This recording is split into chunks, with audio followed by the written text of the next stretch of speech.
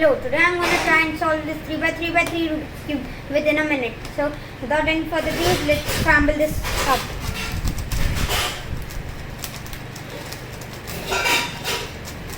Can you scramble it for me?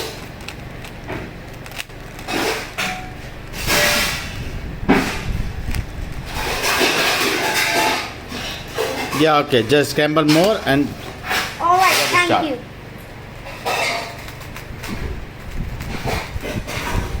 Okay, now I'm going to inspect the cube. The WCA, the World Cubing Association, gives us 15 seconds to see the cube and then we can start our solve.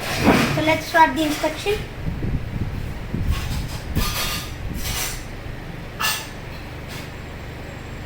eight, 7, 6, 5. Alright, I have 4. inspected. Now let's start.